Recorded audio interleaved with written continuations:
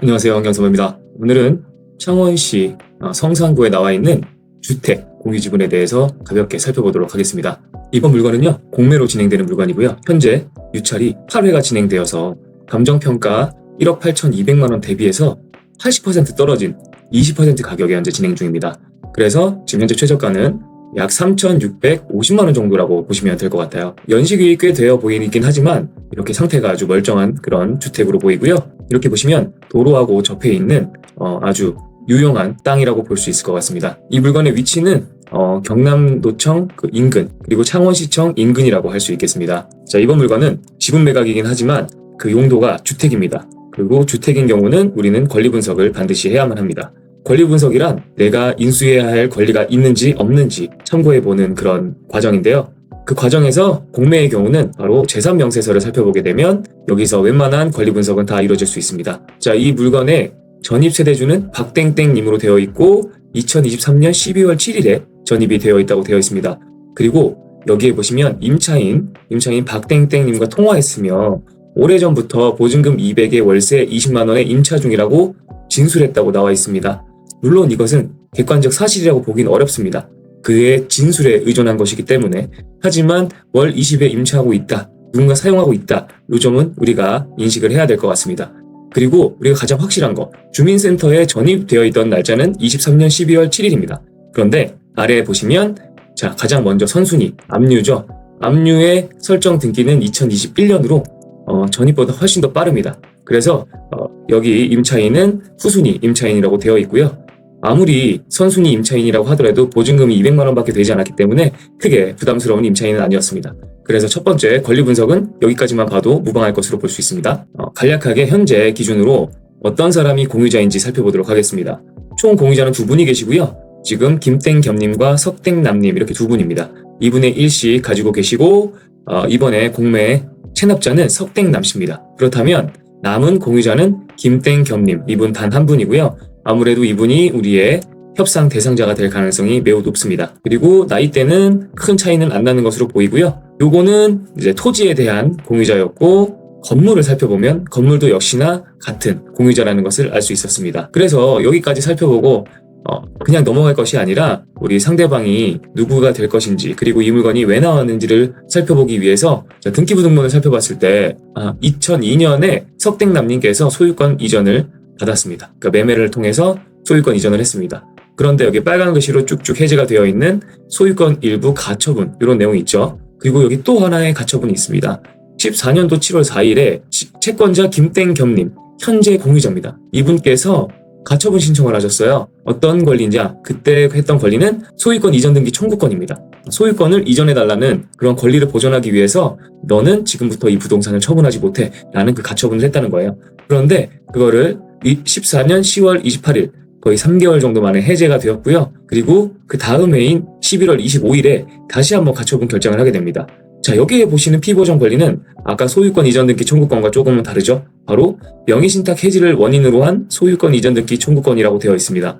자, 명의신탁 해제, 아마 이거는 많이 들어보시지 못하셨을 거예요. 이거는 2015년 이후에는 명의신탁에 대한 부분은 모두 무효가 됐기 때문에 그 이후에는 아마 못 보셨을 건데, 이 물건은 14년도부터 이렇게 진행이 됐던 부분이라 아마 이렇게 가처분이 인용이 됐던 것 같습니다. 그러다가 16년 1월 22일에 명의신탁이 해제가 되면서 가처분 등기도 말소가 됐습니다. 그리고 공유자가 바로 김땡겸님으로 됐어요. 한마디로 명의신탁 해제가 받아들여져서 기존의 석땡남님, 이분의 온전한 지분 중에 반을 김땡겸님에게 넘긴 것으로 추측이 됩니다. 그래서 소유권은 이렇게 넘어갔는데 석땡남님께 이렇게 압류가 들어오게 되었던 부분이죠. 그리고 을구를 살펴보면 근저당이 설정이 돼 있다가 지금은 현재 전부 다 말소돼서 대출은 없는 것으로 확인이 됩니다. 배분 요구를 살펴보시게 되면 압류권자 세종특별자치시청, 여기서 배분 요구한 금액은 640만 원으로 상당히 적은 금액입니다. 그리고 이쪽에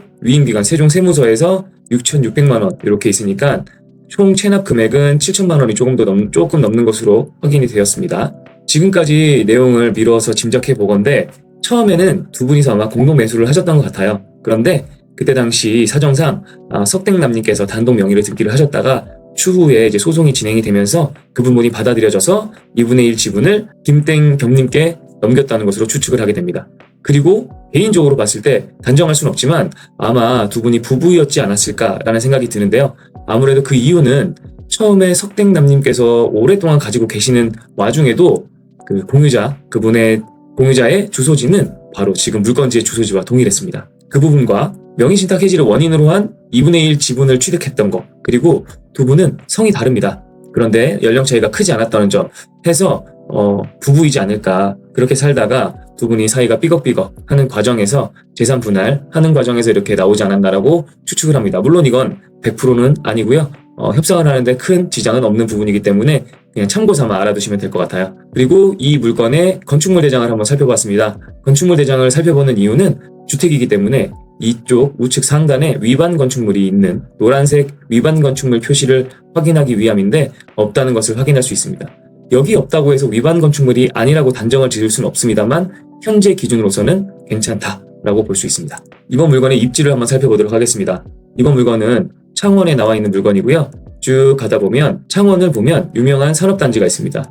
그래서 창원에 대해서 조금 더 알아보면 우리 GRDP라고 하는 이 GDP 말고 이 지역에 대한 GDP 46.8초로 전국 기초자치단체 6위라는 아주 어마어마한 도시입니다. 그리고 이곳에는 두산 에너빌리티, LG전자, STX, 그리고 GM 창원공장, 한화 에어로스페이스 등 이런 많은 대기업들이 입지하고 있습니다. 그래서 아주 튼튼한 배후 세대를 보여줄 것으로 예상을 하고요. 물건지에서 이렇게 쭉 보다 보면 2028년 스타필드가 들어오기로 예정이 되어 있고요. 창원역 인근입니다. 창원역에서 멀지 않은 곳이고 종합터미널과도 가까운 곳에 위치하고 있습니다. 그래서 물건지 조금 더 자세히 살펴보자면 이렇게 하얀색 건물, 이 물건입니다. 인근 지역을 딱 보면 전형적인 주택단지라고 좀 볼 수 있습니다.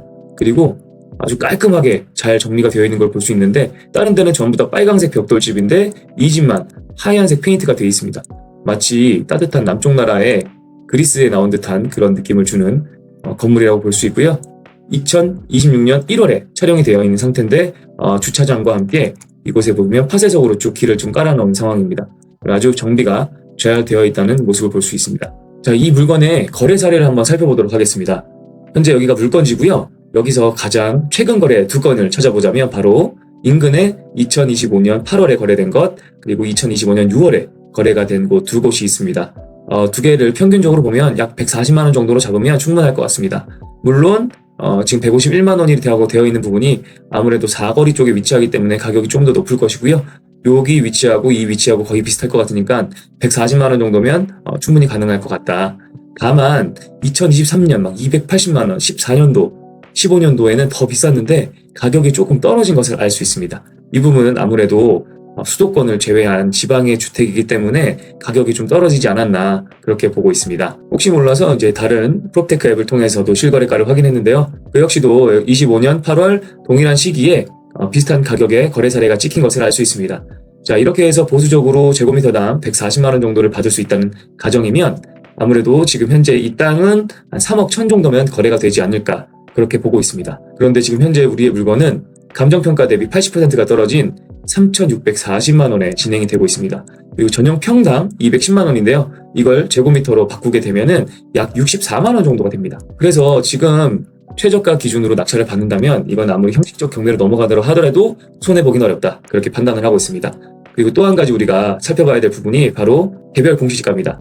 창원의 26년도 개별 공시지가는 1억 8,500만 원으로 수도권 이외 지방의 2억 이하 주택이라서 법인 혹은 다주택자도 취득세는 1.1%만 내면 되는 아주 훌륭한 물건이라고 볼 수 있습니다. 그래서 최종적으로 제 투자 의견을 말씀을 드리자면 이 물건은 괜찮다 이렇게 보입니다. 우선 튼튼한 배후가 있는 산업단지가 있는 지역이고요. 그리고 우리 취득세에는 1.1%만 납부하면 된다는 그런 장점이 있습니다.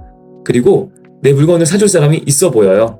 왜냐하면 우리 공유자 그분 주소지가 이쪽으로 동일하게 되어 있었는데 아까 재산명세서에서 월 20만 원을 냈던 임차인은 아마 이 방 아니면 이 방 혹은 저 뒤쪽 방에 살고 계시는 것 같아요. 그리고 성모 씨는 아마 1층에 거주하시지 않나 라는 추측, 그리고 이분이 우리의 상대방이 될 것이라는 그런 추측을 해봅니다. 그리고 만약에 내 물건을 사주지 않는다 하더라도 경매를 넘기려 하더라도 워낙 싸게 매입을 하는 것이기 때문에 안전마진은 확보했다고 보입니다. 그래서 낙찰만 된다면 매우 훌륭한 투자가 될 물건이라고 생각을 합니다. 물건을 구경을 하시고 관심 있으신 분들은 정말 공부를 한번 해보시고 실행을 한번 해보시면 될 것 같습니다. 그래서 제가 쓴 책 아직 안 보신 분들 계신다면 크몽에 들어가서 이 책 한번 읽어보시길 추천드립니다. 지금까지 안경선배였습니다. 감사합니다.